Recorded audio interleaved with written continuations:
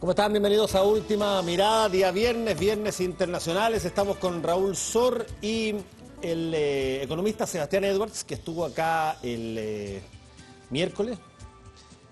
Dijo, ahí donde tú estás, Raúl, que a él le había sorprendido que Chile, un país que era pero de los neoliberales en términos de vitrina, en lógica de mercado, en todo lo que tenía que ver con presentación y posiciones públicas en materia de justamente las economías de este tipo, frente a lo que estaba ocurriendo en el Banco Mundial, no haya generado un tema de menú, un tema de tabla, un tema de discusión para nada. Y ahora que renunció Paul Wolfowitz, el director del Banco Mundial, estamos recién como que entendiendo, tratando de entender qué fue lo que ocurrió. Sí, en realidad se tomó toda la situación en que se vio envuelto Wolfowitz, se tomó un poco así desde el punto de vista anecdótico. Primero los calcetines con hoyos, con las papas. Calcetín con papa.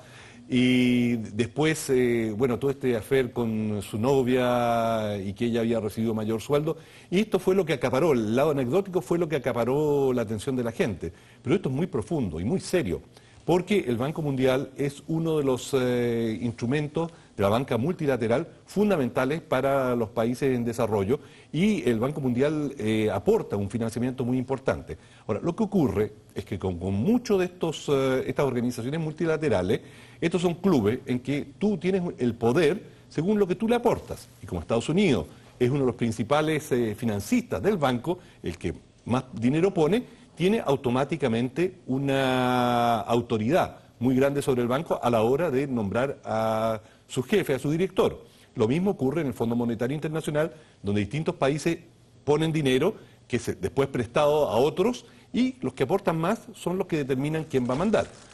Así funciona el mundo, digamos, del dinero.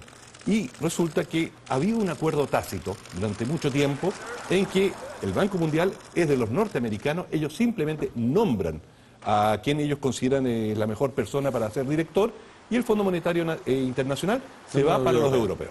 Ahora, fue un descriterio, a mi juicio, el que se nombrara a Wolfowitz, que había sido desde el 2001 al 2005 subsecretario de Defensa o el segundo dentro del Pentágono. Un hombre conocido por sus ideas duras, un halcón que, lejos de preocuparse por el desarrollo, estuvo absolutamente involucrado en empujar una agenda que llevase a la invasión de Irak. Él fue uno de los mentores de la guerra en Irak y por lo tanto causó gran sorpresa cuando llegó al Banco Mundial. Pero cuando llega al Banco Mundial, él comienza a aplicar una política de favoritismo, y junto con tener una postura de denuncia del nepotismo, del favoritismo en el tercer mundo, de la corrupción que hay que combatir, él comienza a hacer exactamente eso dentro del Banco Mundial y trae personajes como Kevin Kemmers, que había sido el jefe de comunicaciones del vicepresidente Dick Cheney, al cual lo trae. ¿Y por qué se caracterizó este funcionario al cual le pagan $250,000 en el Banco Mundial? ¿Era un experto en desarrollo? No, él era el autor, o uno de los principales postulantes de la teoría de que Osama Bin Laden estaba asociado con Saddam Hussein, cosa que después se probó era absolutamente falsa. Y alegremente él en Estados Unidos hacía la amalgama entre Osama Bin Laden y Saddam Hussein. Que fue la base para la invasión. Una de las bases, claro. Y así sucesivamente trajo a otras personas, comenzó a desplazar a funcionarios de carrera, y hoy día el banco está en una crisis muy profunda. Y la crisis es, o pones a un economista, alguien que sabe de desarrollo, en un banco de esa naturaleza, o vas a seguir mandando políticos a un exilio dorado, porque eso fue lo que se hizo con Wolfowitz en el Banco Mundial. Déjame hacerte una pregunta, Raúl, quizás es temprano para contestarla, pero Wolfowitz hizo todo esto de gilque, de creer que el Banco Mundial es una parcela norteamericana y que va a estar protegido por el presidente del país, o aquí había la intención de alguna forma de generar un daño mayor y desbaratar esta organización que justamente lo que hace es intentar de generar una comunicación con los países desarrollados sobre la base de los créditos y de la asistencia económica. Bueno, todo lo que yo he leído sobre Wolfowitz son un retrato de un narcisista, de un hombre absolutamente vanidoso y rodeado del poder.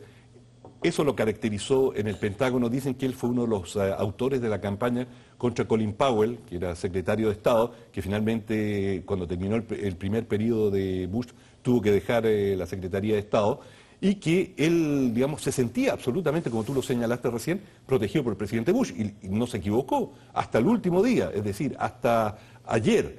Wolfowitz tenía el absoluto respaldo de la Casa Blanca, y la Casa Blanca dijo que tenía plena fe en él, y el presidente Bush hizo declaraciones diciendo que le dolía que este hombre tuviera que partir porque era un hombre completamente dedicado al desarrollo. Es decir, yo creo que viven en una burbuja ajena a este mundo. Es más, yo creo que Wolfowitz trató de imponer una agenda muy del presidente Bush dentro del Banco Mundial.